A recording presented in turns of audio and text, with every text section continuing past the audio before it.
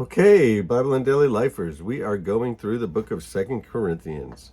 And on the way there to the end, chapter 13, just a couple more verses, the Apostle Paul is still sort of having to defend his ministry, which seems a little absurd because he was the one who led them to Christ and started the church there.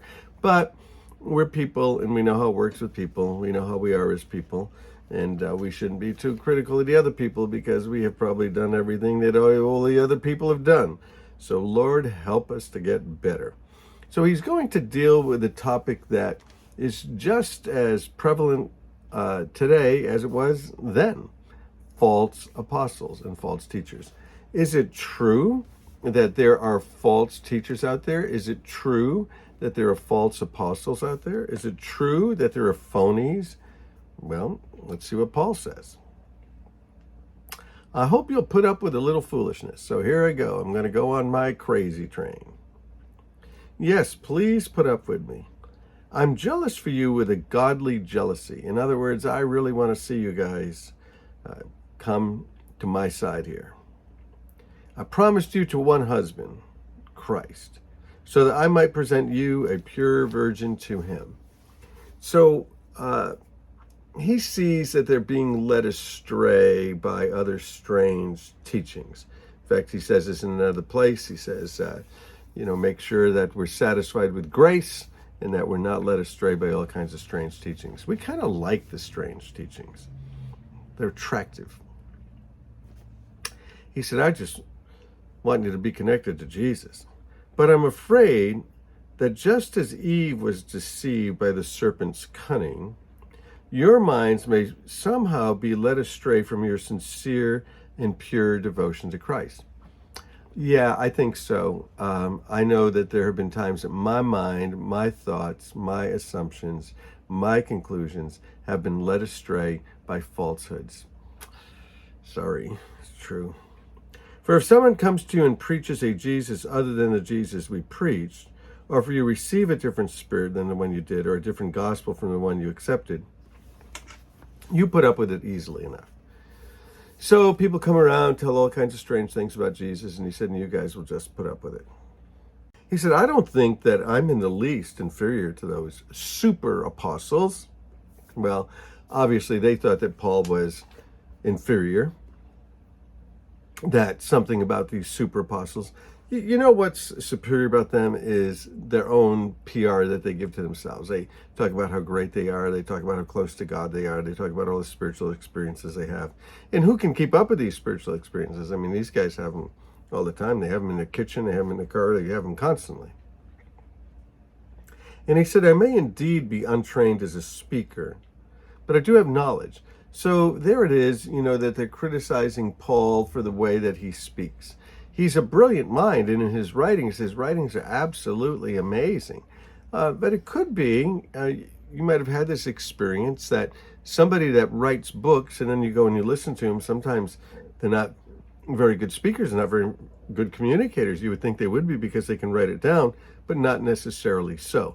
People who can speak can't necessarily write it down. People who write it down can't necessarily always speak.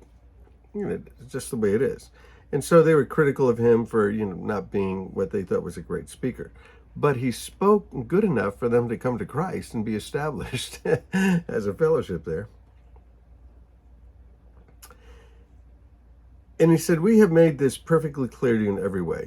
Was it a sin for me to lower myself in order to elevate you by preaching the gospel of God to you free of charge? And so now they're criticizing him because he's not taking money?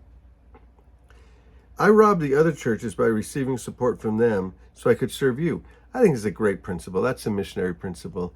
Get support from somewhere else so that when you go to these people that haven't heard the gospel yet, there's no talk of money. There's no trying to take money from them in order to preach the gospel. There's other people that are helping us do that. That's what we do with missionaries, right? We raise money for these missionaries. The church decides to support certain missionaries and gives them a lump of money every month so that they can preach the gospel to those who haven't heard, so that they don't need to be asking for money. And a lot of these places that people go, they can't work anyway because they don't have the proper documentation. And he said, I robbed other churches by receiving support from them to serve you. And when I was with you and you needed something, I was not a burden to anyone, for the brothers who came from Macedonia supplied what I needed. I have kept myself from being a burden to you in any way, and I'll continue to do so. Paul never, ever asked them for anything. Paul never, asked them, hey, can you, get me this? Can you get me that? Can you get me an apartment? Can you get me a car? But the other brothers that came, they were supplying that stuff. As surely as the truth of Christ is in me, nobody in the regions of Achaia will stop this boasting of mine. Why? Because I don't love you? God knows I do. Yeah, but how come you let the other people support you and even let us support you? Well, I'll keep on doing what I'm doing in order to cut ground from under those who want an opportunity to be considered equal with us in the things they boast about. For there are people who are false apostles. They're deceitful workers. They're masquerading as apostles of Christ. And no wonder, because Satan himself masquerades as an angel of light. It's not surprising then that his servants would masquerade as servants of righteousness. Their end will be what their acts deserve. So there are people that are phony. There are people that are faking it. There are people that are trying to take advantage of you. They want to rule over you. They want the power. Maybe it's their ego. Maybe they want your money. Sometimes these guys lie, and sometimes they want sexual favors. So Paul said, you know what? There's true apostles and there's false ones, and we need to learn how to discern who's who. And he said, I repeat, let no one take me for a fool. But if you do, then tolerate me just as you would a fool, and let me do a little more boasting then. In this self-confident boasting that I'm talking I'm not talking as the Lord would do, but as a fool. If I'm doing this defending myself, and the Lord wouldn't do this, I got to be a fool to be defending myself here. Many are boasting in the way the world does, and I too will boast. All right? So you gladly put up with fools since you're so wise. In fact, you even put up with anyone who enslaves you or exploits you or takes advantage of you or puts on airs or slaps you in the face. There's people come in and do all of this stuff and you put up with them, but here we are. We don't speak real well. We're just able to lead people to Christ, do miracles, and start churches. To my shame, I admit that we were too weak for that. Just talking tongue-in-cheek, sort of sarcastic, right? Whatever anyone else dares to boast about, I'm speaking as a fool, I also dare to boast about. Are they Hebrews? I am.